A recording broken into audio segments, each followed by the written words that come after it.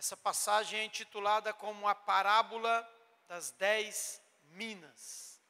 Aleluia, está aqui no telão também, se você não conseguir enxergar, tá bom? A gente já está facilitando para vocês. Tá? Não sei se vai estar na mesma versão, mas você pode ler aqui que tem o mesmo sentido. Ouvindo eles estas coisas, Jesus propôs uma parábola, visto estar perto de Jerusalém, e lhes parecer que o reino de Deus havia de manifestar-se imediatamente. Diga comigo, imediatamente. Então disse: certo homem nobre partiu para uma terra distante, com o fim de tomar posse de um reino e voltar. Chamou 10 servos seus, confiou-lhe 10 minas e disse-lhes: negociai até que eu volte. Amém? Negociai até que eu volte. Eu gosto dessa versão que diz aqui: negociai até que eu volte. Mas os seus concidadãos o odiavam e enviaram após ele uma embaixada, dizendo: não queremos que este reine sobre nós. Quando ele voltou, depois de haver tomado posse do reino, mandou chamar os servos a quem dera o dinheiro, a fim de saber que negócio cada um teria conseguido. Compareceu primeiro e disse: Senhor, a tua mina me rendeu 10. Respondeu-lhe o Senhor: muito bem, servo bom, porque fostes fiel no pouco, terás autoridade sobre 10 cidades. Veio o segundo dizendo: Senhor, a tua mina me rendeu 5. E este disse: terás autoridade sobre 5 cidades. Veio então outro dizendo: eis aqui, Senhor, a tua mina que eu guardei embrulhada num lenço, pois tive medo de ti. Tive medo. Diga comigo, tive medo. Tem gente embrulhando mina com medo, quando deveria estar negociando, quando deveria estar multiplicando o que Deus colocou nas suas mãos.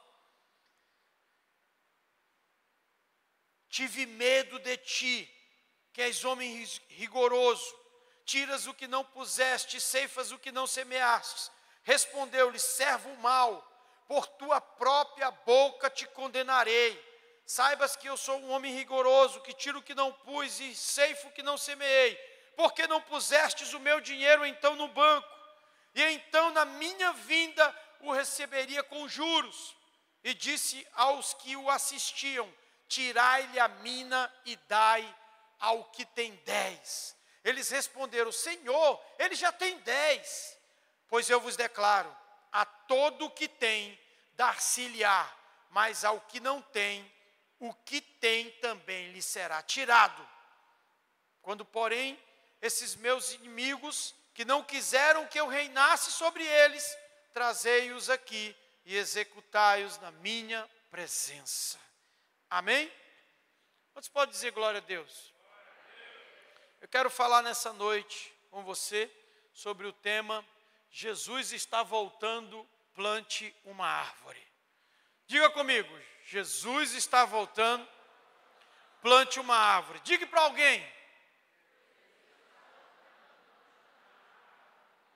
Você vai entender. Amém? O que o Senhor está querendo nos dizer com essa mensagem. Jesus é um sumo pedagogo. Ao ensinar seus discípulos, quando esteve na terra, ele usou recursos didáticos para descrever as colunas do seu reino. E perceba a lógica de Jesus. Qual é a mensagem principal de Jesus? Qual é o objetivo central dele ao vir à terra, ao morrer e ao ressuscitar? O dia da ressurreição de Jesus foi o dia que começou uma revolução nessa terra. E a lógica do ensino de Jesus é: ele veio estabelecer o seu reino na terra por meio do evangelho anunciado pela igreja através de uma missão apostólica.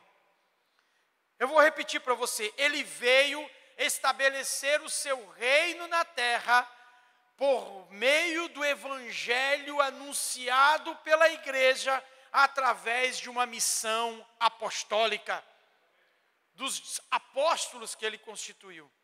Agora, entenda uma coisa, me acompanhe para você entender tudo.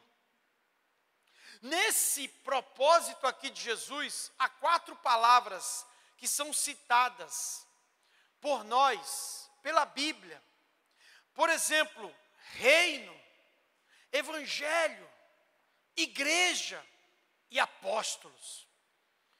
Eu não sei se você já estudou sobre essas palavras.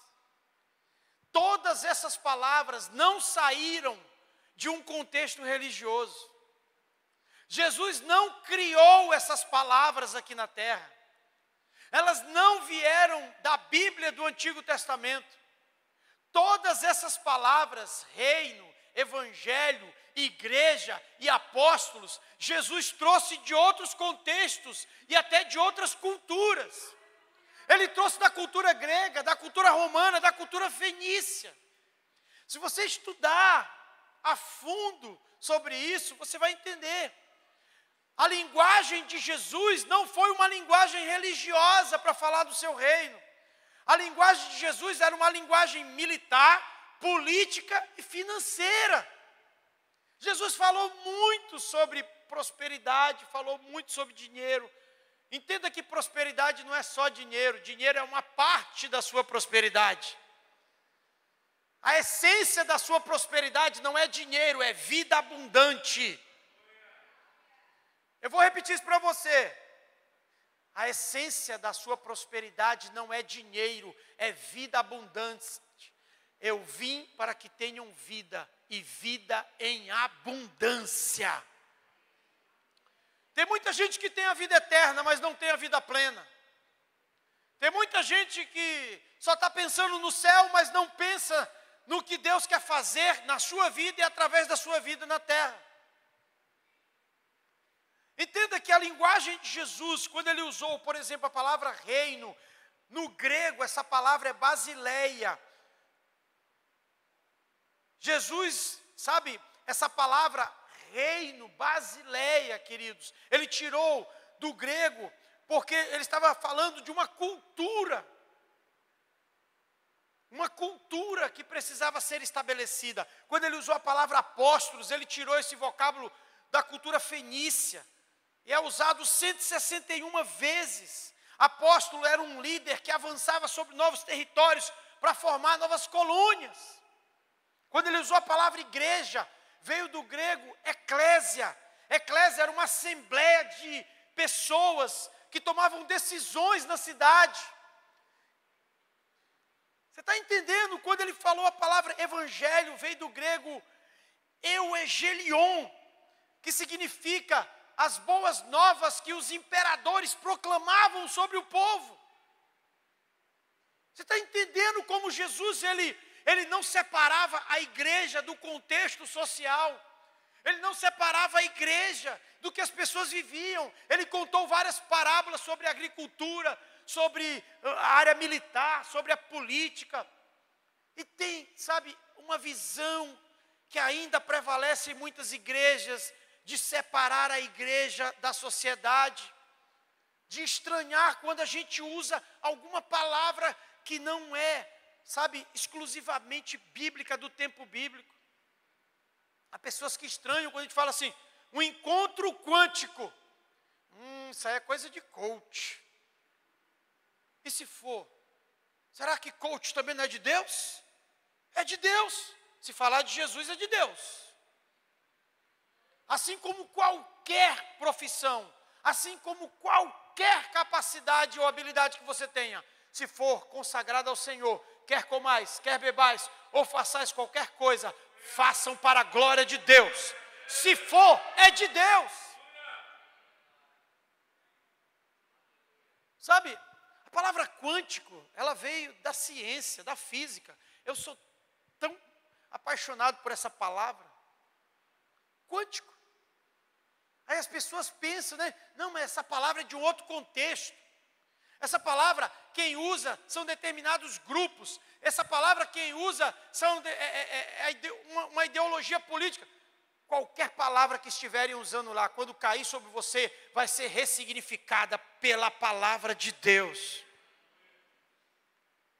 Então, queridos, Jesus usou esses termos. Jesus estava corrigindo uma distorção que havia nos seus discípulos. Eles estavam tão focados que Jesus seria um líder militar, que eles pensavam que Jesus iria libertar a nação usando espada, escudo, cavalos. A visão deles era tão distorcida que eles achavam que o reino ia se manifestar naquele momento, que Jesus ia pegar em armas naquele momento. Jesus disse, não, vocês estão enganados, eu preciso contar uma parábola para vocês. Eu preciso contar uma parábola para vocês. E aí ele corrige. E é sobre isso que queremos falar. Sabe, Martinho Lutero, e hoje, dia 31 de outubro, é o dia da Reforma Protestante. O dia em que um homem, Martinho Lutero, se levantou, sabe, para quebrar, para desfazer tudo aquilo que estava errado, tudo aquilo que a igreja estava fazendo de errado. E houve uma reforma na igreja, pela palavra de Deus. E ele foi muito combatido por isso. Porque ele trouxe uma nova linguagem, ele trouxe um novo entendimento que a igreja não aceitou. Assim como Jesus.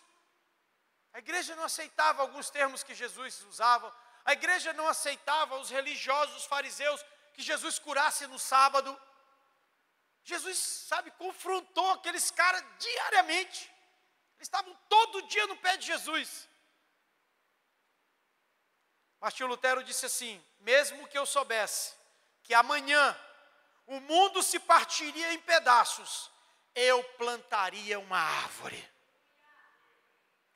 Martin Luther King Jr., um homem reformador, que lutou pelos direitos sociais, também falou essa frase em seus discursos e em suas mensagens em igreja.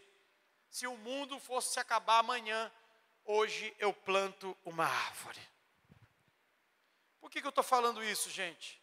Porque nós estamos diante hoje de uma visão teológica que as pessoas dizem assim, eu quero é que Jesus volte logo. A coisa está ficando feia, Jesus já está voltando. Tem pessoas que quando escutam uma notícia ruim, vibra e declara, isso aí é porque Jesus está voltando. Tem gente que cruzou os braços e está dizendo assim, Senhor, eu estou só aguardando a tua volta. Sabe, eu estive conversando com uma pessoa e eu percebi o quanto isso é comum no dia a dia. O quanto as pessoas estão com esse evangelho fatalista, acidental. Elas acham que as coisas vão acontecer assim como um acidente. Sabe, elas não precisam fazer força nenhuma, elas não precisam negociar até que o Senhor venha, elas não precisam multiplicar as minas, elas estão apenas, Senhor, eu já estou aqui na igreja, então agora é só me abençoar que eu estou esperando. Tem gente que vive desse jeito. E eu conversando com uma pessoa, eu percebi a todo momento esse entendimento na cabeça dessa pessoa. Pastor, eu estou aguardando Deus responder. Pastor, eu estou esperando Deus decidir para mim. Se eu vou, eu não vou, se eu aceito, eu não aceito. Deus não vai decidir o que é para você decidir. Deus não vai fazer o que é para você fazer. Ele vai fazer o que Ele tem que fazer. Mas o que você tem que fazer, é você que tem que fazer. Deus não vai decidir por você. Aliás, o que Ele tinha que fazer para você, Ele já fez na cruz do Calvário. Ele te deu toda a sorte de bênçãos celestiais em lugares espirituais em Cristo Jesus. Sabe, não é errado desejar que Jesus venha do céu, mas é errado o fato de ignorarmos que pessoas precisam ir para o céu antes que Ele venha. Que nós temos uma obra. Tem gente que está com os olhos no arrebatamento e perdeu a noção da colheita, da missão. Tem gente que eu estou só aguardando, como eu me alegro quando eu encontro um crente que diz assim, pastor, eu estou só esperando Jesus voltar. Eu digo, abençoado, tu não está servindo mais para nada nessa terra, tu devia já era ir para o céu. Eu não estou só esperando Jesus voltar. Eu quero que Jesus volte, gente. Mas a Bíblia declara, não coloque data naquilo que Deus não estipulou na palavra tempo nenhum. Ninguém sabe quando ele virá. Ele virá como um ladrão assim, sabe? Repentinamente. Ele não vai ser um ladrão, mas é como um ladrão que você não espera. Então por que ficar, sabe, criando datas? Não, Jesus está voltando. Tu não está vendo a tragédia da Covid? Tu não está vendo a tragédia? Queridos, tragédias existem antes de Jesus nascer. Quando Jesus nasceu, já aconteceu uma tragédia. Herodes mandou matar as crianças todas. Depois que Jesus morreu e ressuscitou, aconteceu mais tragédias. Não é a tragédia que vai trazer Jesus. É o avanço da igreja. É uma colheita. É quando você negocia até que ele venha. E tem gente que está cruzando os braços, embrulhando a mina. Cuidado, porque a prestação de contas não é igual do TCU, não é igual dos meios jurídicos. A prestação de conta do Senhor é centavo por centavo. Tudo que você fez estará diante de você naquele dia. Amém? Tudo. Sabe, na grande comissão, que tem se tornado uma grande omissão para muitos, Jesus não declarou, fiquem aguardando o arrebatamento até que eu volte. Ele disse, ide e pregai o evangelho, discipulai as nações, batizando-as em nome do Pai, do Filho e do Espírito Santo, ensinando-as a guardar todas as coisas que eu vos tenho dito até aquele grande dia. Por que você está parado de braços cruzados? Tem uma missão na sua vida. E essa missão diz respeito a pessoas e lugares.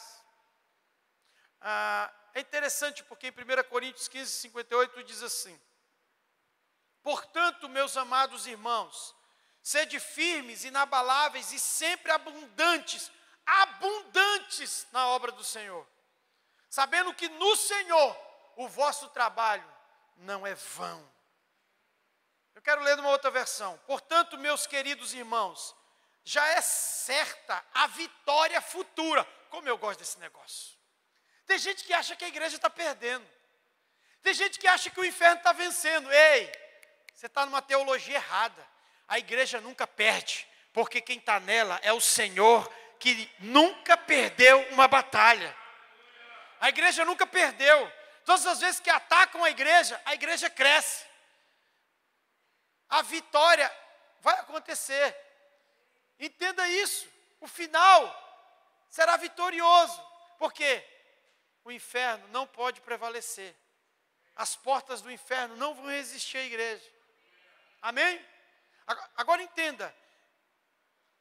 Já é certa a vitória futura. Sejam fortes e firmes, sempre produzindo muito no trabalho do Senhor. Pois vocês sabem que nada do que vocês fazem para o Senhor é desperdiçado, como aconteceria se não houvesse ressurreição. Se não houvesse ressurreição, você poderia não acreditar em esperança. Mas como Jesus ressuscitou, Ele é a nossa esperança. Queridos, eu sou cheio de esperança. Eu converso com gente que não tem esperança.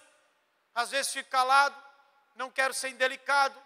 Mas eu quero te dizer publicamente, eu sou cheio de esperança.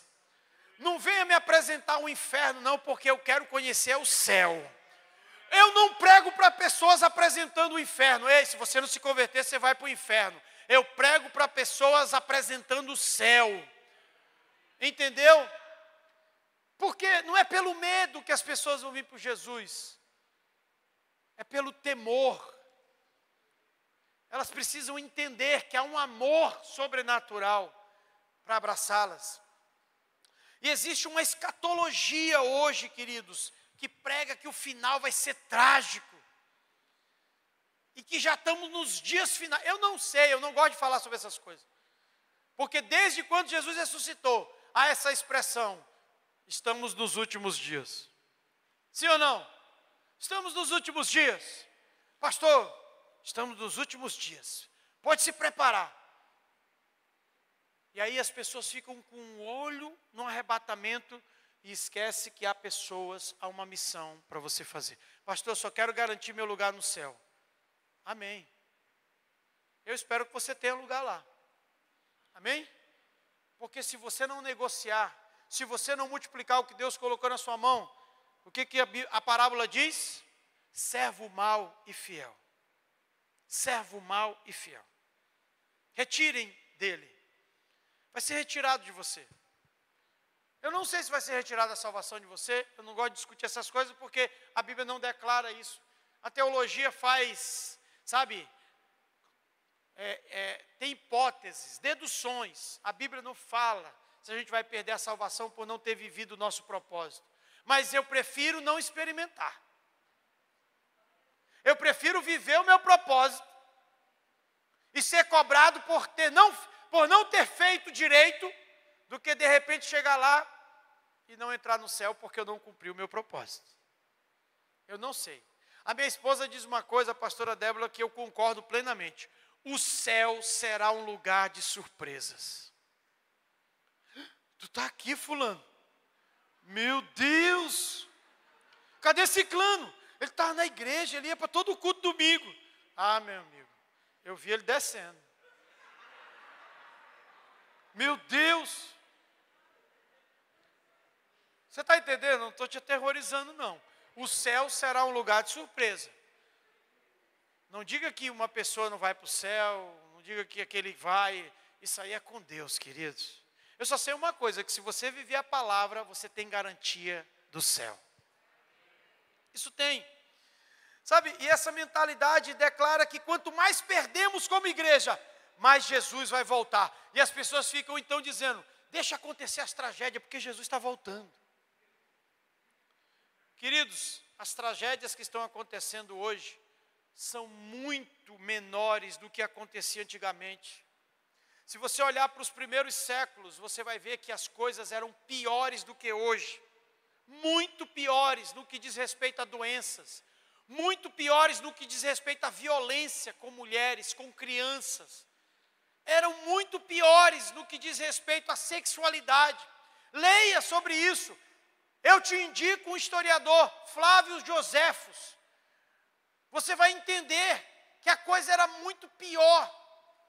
A questão da sexualidade era aberta, era feita em praças públicas. A questão de estupros de crianças, sacrifícios de crianças. Crianças eram colocadas, sabe, em churrasqueiras, em dedicação a deuses. E não havia nenhum tipo de lei que punisse isso. Se acontecesse isso agora, você vai dizer, Jesus está voltando. Já acontecia. Quantos cristãos não foram decapitados?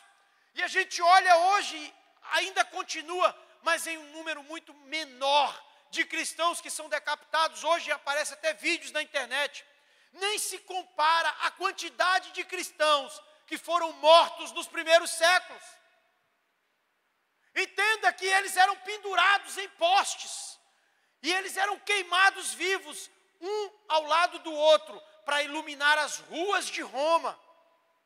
À noite, se você estivesse lá, você ia passar, sabe, por um caminho com cristãos amarrados em um poste pegando fogo. Do outro lado, outro cristão amarrado pegando fogo, para iluminar as ruas à noite. Entenda isso. Até a Primeira Guerra Mundial, havia uma teologia da esperança. Os avivalistas pregaram isso. Charles Finney, Spurgeon, sempre falavam, o fim vai ser glorioso, a igreja vai avançar, o Senhor vai reinar, nós vamos vencer, as portas do inferno não prevalecerão.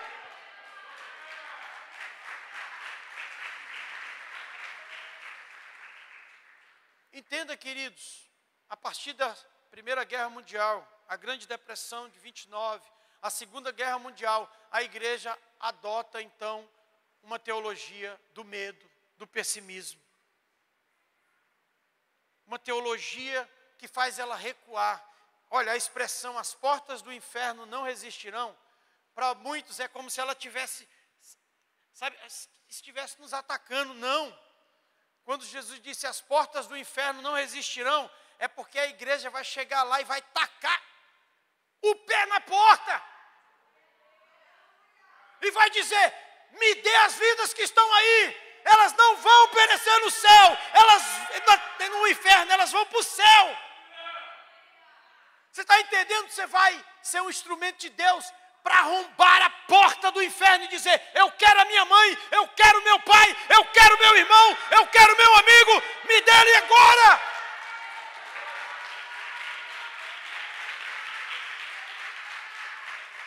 Não é para você ficar com medo, as portas do inferno se abrir, vai sair muito demônio dali.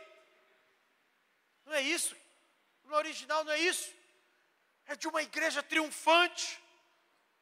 Se você pegar os dados do que está acontecendo no mundo, a igreja crescendo em nações como a China, hoje o lugar que mais a igreja cresce é na China. São igrejas que estão nas casas, nas grutas, nas montanhas, nos lugares escondidos. Eles não podem se reunir como nós nos reunimos, mas eles estão adorando Deus. Eu conheço pastores que foram para esses lugares, foi para a China. Pastor Rodrigo, eles se reúnem em porões, aí levam só um pedacinho de versículo. Aí lá eles leem um pedacinho.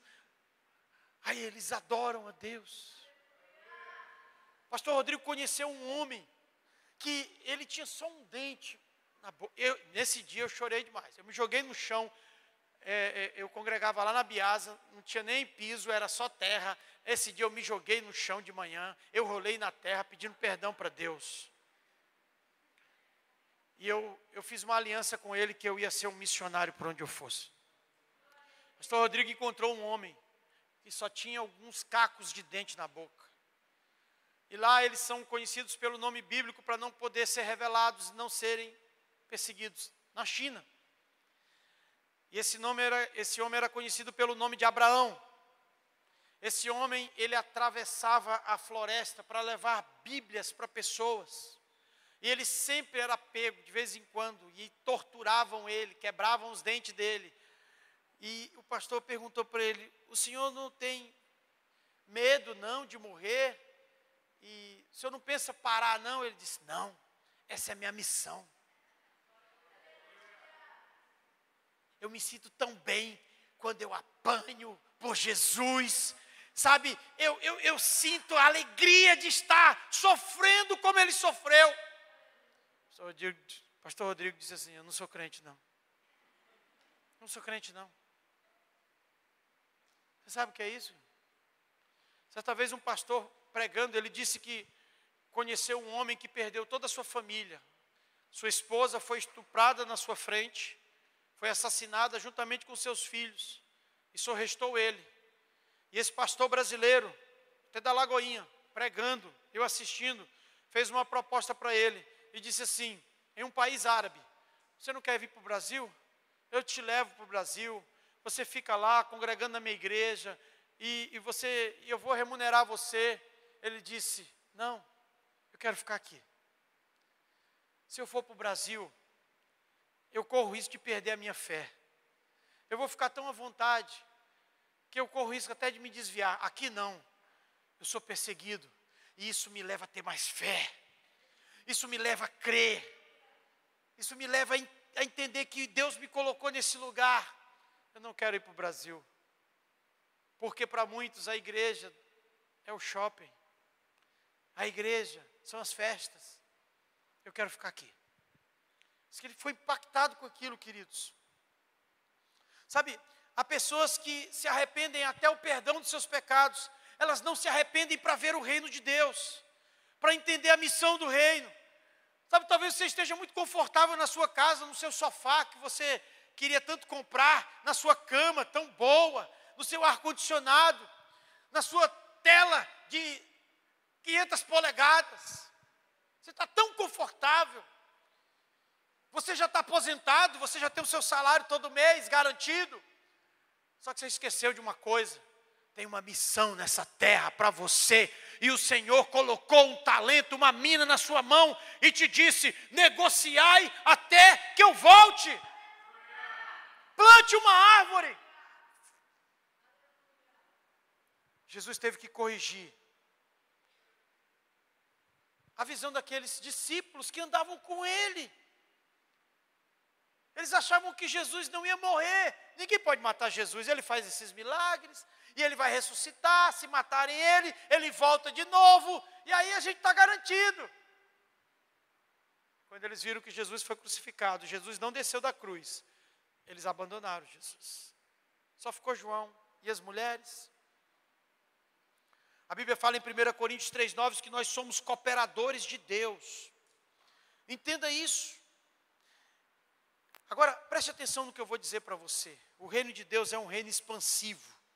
É por isso que Jesus, na sua palavra, nos comparou a sal, a fermento, a luz, a água. Todos esses elementos têm uma essência expansiva. Bota um pouco de fermento numa massa para você ver. Bota um pouco de sal em uma carne, em um alimento para você ver.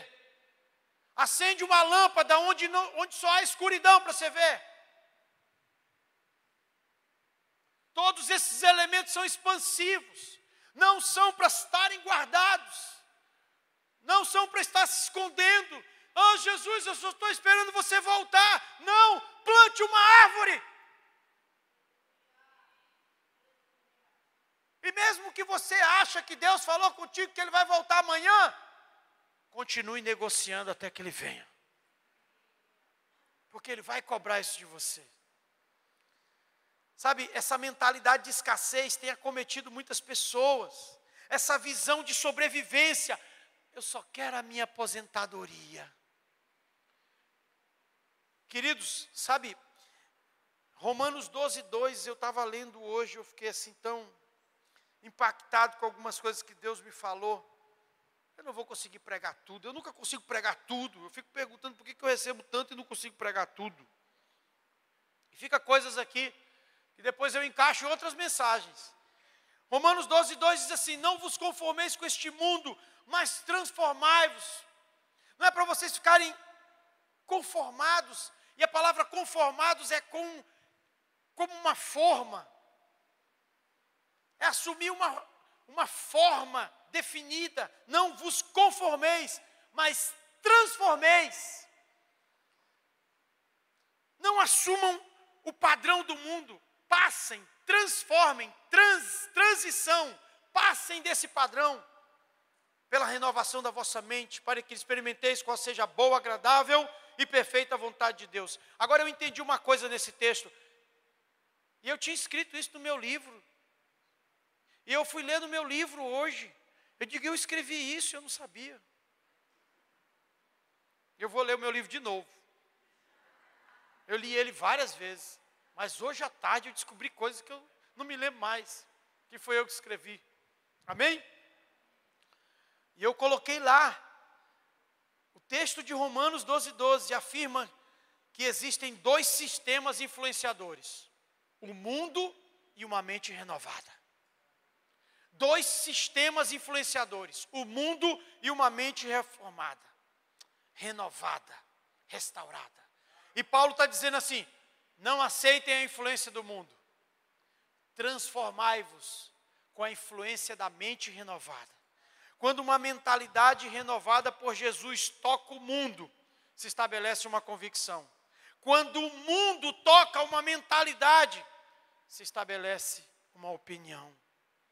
Reformadores têm mentes expandidas, queridos. Tem mente expandida. Sabe, os cristãos moravianos, eles tinham um princípio sobre oração e sobre a transformação de realidade. Eles oraram durante 100 anos. Eles ficavam orando por um avivamento. Mas eles não ficaram só orando. Eu não sei se você conhece a história de jovens moravianos que se venderam como escravo para que eles pudessem pregar numa ilha onde não aceitavam cristãos. E como eles sabiam que haviam muitas pessoas escravas naquele lugar, eles disseram: aquelas pessoas não podem ir para o inferno, nós temos que ir lá pregar. E alguns jovens, se você assistir a aula, se você não está na escola de missões, se você não assistiu a aula da missionária Raniele, você perdeu. E eles disseram assim, só há uma solução para pregarmos para aquelas pessoas. Nós vamos nos vender como escravos. E aí então nós vamos estar lá no meio deles e nós vamos pregar para eles, para que o Cordeiro receba o sacrifício, a recompensa do seu sacrifício. Quando eles estavam partindo, os seus familiares perguntaram para eles, vocês são tão jovens, por que vocês estão fazendo isso? Por que vocês não vão viver a vida de vocês? Eles disseram, para que o Cordeiro receba a recompensa do seu sacrifício. Nós queremos honrar Jesus, salvando essas vidas. E eles conseguiram. Sabe, o seu conforto pode ser justamente aquilo que pode te tirar do céu. Busque um avivamento que vire uma reforma e promova um renascimento. Eu sou, assim, impressionado com o que Deus fala em Jeremias 29. E aqui caminharemos para o final. O contexto era que o povo estava na Babilônia. Houve uma sentença de 70 anos que a nação de Israel teria que ficar na Babilônia. Pelos pecados. Porque eles haviam desobedecido e abandonado Deus. Deus permitiu então que a Babilônia conquistasse a nação de Israel. E eles ficaram 70 anos no cativeiro. Deus levanta o profeta Jeremias. E lá no capítulo 29 de Jeremias, a Bíblia diz, assim diz o Senhor dos Exércitos, para que Jeremias transmitisse, o Deus de Israel, a todos os exilados que deportei de Jerusalém para a Babilônia, construam casas e habitem nelas, plantem árvores e comam dos seus frutos, casem-se e tenham filhos e filhas, escolham mulheres para casar-se com seus filhos e deem as suas filhas em casamento, para que também tenham filhos e filhas, multipliquem-se e não diminuam, busquem a prosperidade da cidade. Qual cidade? A Babilônia, para a qual eu os deportei. Orem ao Senhor em favor dela, porque a prosperidade de vocês depende da prosperidade dela. Meu Deus, essa parte final aqui. Sabe o que Deus disse? A tua prosperidade, Will, depende da prosperidade de Bacabal. A tua prosperidade depende da prosperidade da tua casa. Olha os conselhos que Deus deu através de Jeremias. Edificai casas e habitai nelas. Não vamos construir casa não. A Bíblia fala a profecia fala de 70 anos. Para que tu vai construir uma casa aí? Depois de 70 anos a gente vai ter que ir embora daqui. O Senhor disse, construam casas, porque construir casas fala de um princípio, fala de enraizamento, de fundamentos, de referências, sabe, fala de manter verdades eternas em contextos transitórios. Se você ler o livro de Jeremias, você vai ver Deus dizendo para Jeremias, compra um terreno desvalorizado, um terreno que ninguém, empreendedor, compraria. Era um ato profético. Deus disse, compra esse terreno. E Jeremias comprou. E tudo aquilo tinha a ver com a nação de Israel. Casem-se, plantem jardins e comam do fruto. Para que eu vou plantar árvore na Babilônia? Eu já quero sair daqui. Isso fala de frutificação. O lugar onde você plantar, você vai colher os frutos. O lugar de frutificação sempre será resultado de uma palavra de obediência. Nesses lugares Deus te dá visão e provisão. Deus mandou semear no cativeiro da Babilônia. Não, pastor, para que trabalhar? Você já viu essa expressão? Para que trabalhar se o final é a morte? Ô abençoado, vou orar para te partir logo. Não está fazendo bem para a terra. Tu não está. Sabe qual é um crente indesejado? É um crente que chega para você só pregando a palavra, mas não contribui nada para mudar o lugar onde ele está. ele sabe versículo de cor e salteado. Ele sabe dizer realmente as passagens bíblicas, mas ele não tem coragem de investir em pessoas, em lugares para uma mudança. Eu tenho profetizado que pessoas vão se levantar aqui, vão cuidar de famílias, vão cuidar de bairros, pastor, amém, amém. Eu vou orar para essa pessoa se levantar. É você abençoado. É você abençoada que Deus está esperando para essa obra. Planta a tua árvore. Constrói a tua casa.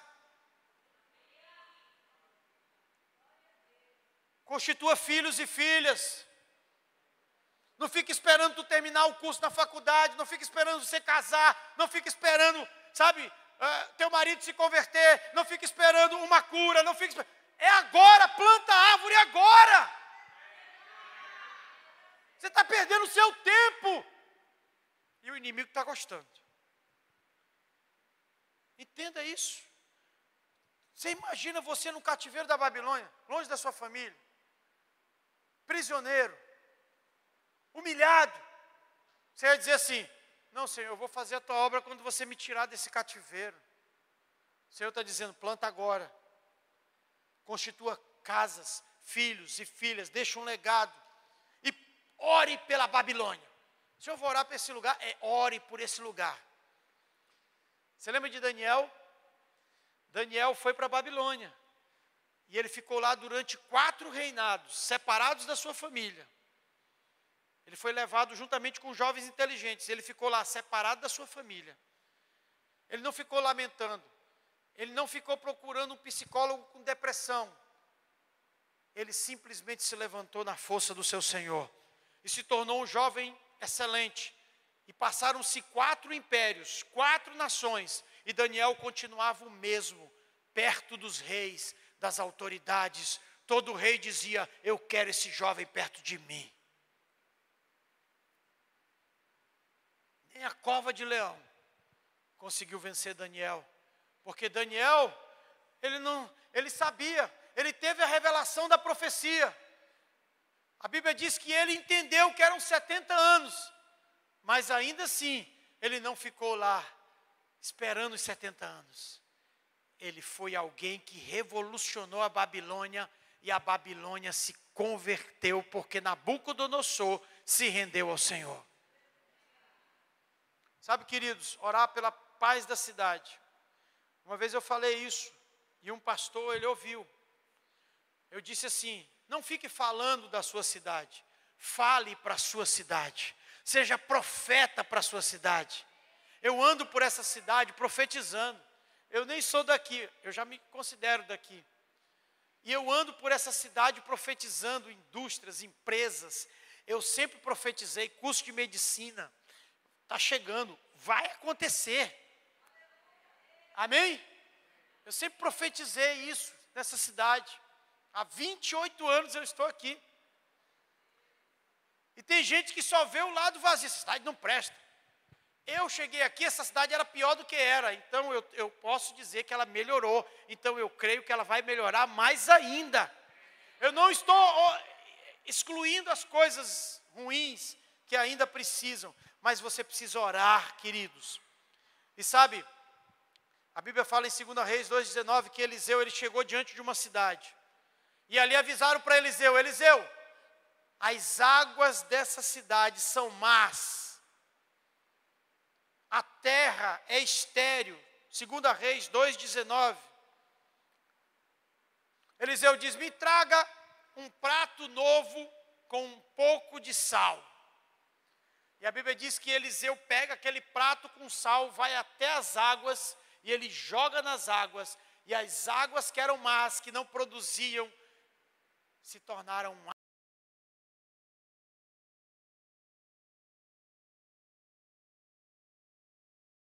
Ei, você é chamado para salgar a terra. Você é sal da terra. Você não é sal da igreja. Você não é sal do céu. Você é sal da terra. Você é sal agora. Amém? Você tem que brilhar, como as mulheres falaram, é agora. Não adianta tu querer brilhar depois que Jesus vier, não. Não vai precisar mais do teu brilho, não. Está precisando agora.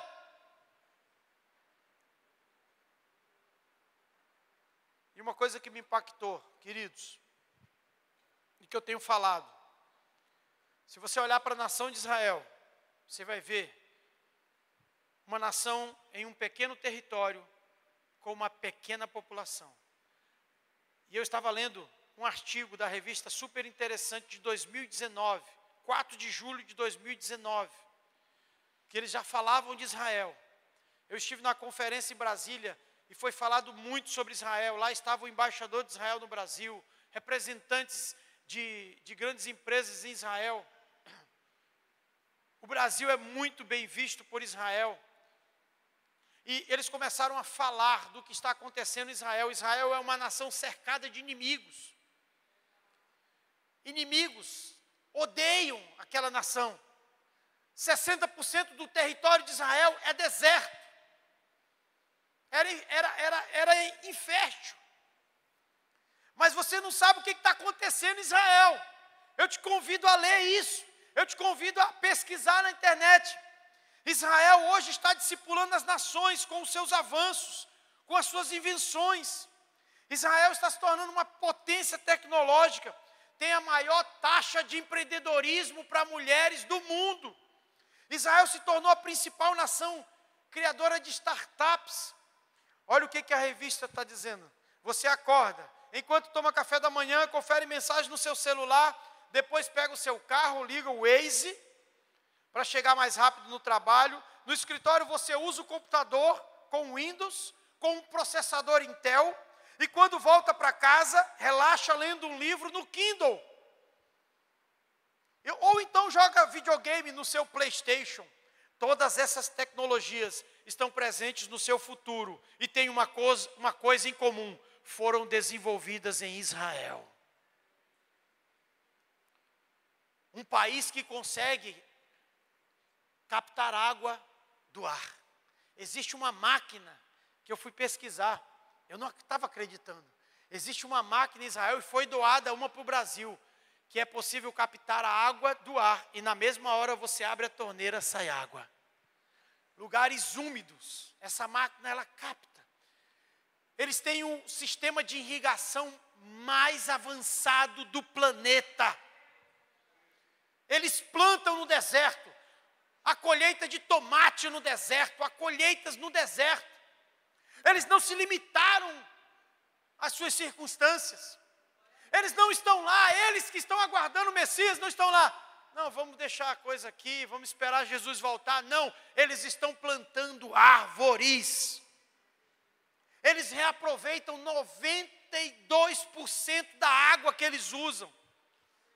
O segundo país que mais reaproveita a água é a Espanha, reaproveita 22% da água. O terceiro país, Estados Unidos, 19% da água. Israel reaproveita 92% da água que eles usam. Eu não sei se você está compreendendo, Deus está fazendo essa nação se tornar um modelo para o mundo inteiro. Uma nação que foi perseguida, que ficou no Egito, que ficou humilhada, que ficou no cativeiro da Babilônia. Agora é a nação que é o farol para o mundo. Como é que isso aconteceu, pastor? Porque eles estão plantando árvores. Sabe como é que é a conversa de um pai com um filho lá? Não é, meu filho, olha, cuidado, esse mundo está tenebroso. Vamos esperar Jesus voltar. Não, a conversa de um pai com um filho, isso eu ouvi uma pessoa dizendo na conferência. Seja um solucionador de problema. Nunca tenha medo de errar, meu filho. Vai lá, honra a Deus com o que você vai fazer. A mentalidade de um jovem empreendedor judeu não é: eu vou estudar, eu vou passar no concurso e vou me aposentar. Não, a mentalidade de um jovem judeu é: eu vou solucionar problema por onde eu for. E eu vou ser um empreendedor, eu vou ser um dono de um negócio, eu vou ser um solucionador de problema. Entenda, você tem a mente de Cristo e fica com medo de fazer as coisas. Eu sei que há receios, eu sei que há, sabe? mas é muito pequeno o que você está vivendo diante do que as pessoas estão vivendo. A Stance Campbell disse assim: qual o lugar pequeno que você pode influenciar o mundo hoje? Isso eu já chamo o ministério para cá. Qual o lugar pequeno que você pode influenciar o mundo hoje? Qual é o lugar pequeno? Talvez seja o lugar do seu trabalho, da sua casa, do seu ministério na igreja que você está abandonando, está deixando. Sabe, queridos, o Senhor vai voltar. E Ele vai então dizer: o que você fez com aquilo que eu te dei? Ah, Senhor, eu embrulhei, eu guardei porque eu tive medo. Servo mau, você sabia que eu te dei para multiplicar, então por que você escondeu? Sabe, o Senhor vai dizer isso para tantas igrejas, o Senhor vai dizer isso para tantos cristãos. Na verdade, Ele já está dizendo para muitos. Tem muita gente que nunca vai se sentir plena, enquanto não viver para aquilo que Deus a fez para viver. Há uma mina na sua mão. Há um recurso na sua mão. E há uma palavra para Ele: negociai até que eu volte. Não fiquem me esperando, fiquem negociando. Negociem. Agora, entenda só, por que o Senhor falou isso? Quando aquele servo disse: Senhor, eu consegui 10 minas com o que o Senhor me deu. Você terá autoridade sobre 10 cidades. Entenda que a proporção da sua multiplicação avançará o seu raio de influência. Você multiplicou 10 vezes, pois você terá domínio sobre 10 cidades. O que isso significa? Haverá uma geografia onde você vai ser uma voz de autoridade. Quando você falar, todos vão se submeter a você. Eu estou te constituindo autoridade sobre 10 cidades. O que você disser nesse lugar, você orar por esse lugar, vai vir a prosperidade, vai vir a cura, vai vir a manifestação do reino, porque você é Senhor sobre essa geografia que eu te coloco. Por você ter sido fiel, a sua influência vai crescer. Tem gente que está há anos na igreja, mas a sua influência é mínima na sociedade. As pessoas até se cansaram de ouvir pessoas assim. Elas dizem: olha, aquele crente ali, ixi, é tempo de estar na igreja, do mesmo jeito. Senhor, eu multipliquei 5 vezes, sobre 5 cidades você terá influência. Senhor, eu não multipliquei nada, fiquei com medo do Senhor me punir. E o Senhor disse: pelas tuas palavras eu te condenarei. Pelo teu medo, você receberá a sua recompensa. Ei, multiplica o que o Senhor colocou na tua mão, e Ele vai ampliar a tua influência. Eu entendo isso, porque há lugares onde eu chego, e eu falo coisas tão simples, e as pessoas dizem, na hora, ou tempos depois, ou até anos depois: pastor, aquilo que o Senhor falou, aquela palavra, destravou a minha vida. Aquela palavra me levou a tomar uma decisão que eu nunca havia tomado na minha vida. E hoje, pastor, eu estou no ministério, eu tenho uma família, eu estou bem, Deus me prosperou. Isso não acontece só comigo. E mais do que isso, as pessoas dizem: pastor, eu ouvia isso de muitas pessoas, mas quando eu ouvi dos seus lábios, foi forte. É assim que as pessoas vão dizer para você: olha, todo mundo me dizia, Jesus te ama. Só que aquilo para mim não fazia sentido nenhum, porque vinha de alguém que... Mas quando você falou, Jesus te ama, aquilo abriu o meu peito. Aquilo me chamou para um lugar de decisão. Alguma coisa dentro de você que quando você fala, mexe com algo dentro de mim. Esse é o poder da influência que o Senhor coloca dentro de você. É mais do que palavras, é a autoridade do céu na sua vida. É quando você chega num ambiente, e esse ambiente é mudado. Porque você agora tem a influência do reino sobre lugares que você conquistou pela sua fidelidade. É dessa forma que você vai orar pela sua casa e você vai ver as coisas mudando. Quando você multiplicar as minas que o Senhor te deu, e Ele disser para você: eu te entrego a tua casa agora, pode orar por ela, pode marchar nela, os céus vão descer na sua casa, porque você conquistou esse nível de influência. Ei, o Senhor está respondendo para você. Por que você ora tanto pela sua casa e não está acontecendo nada? Porque você precisa receber um novo nível de influência.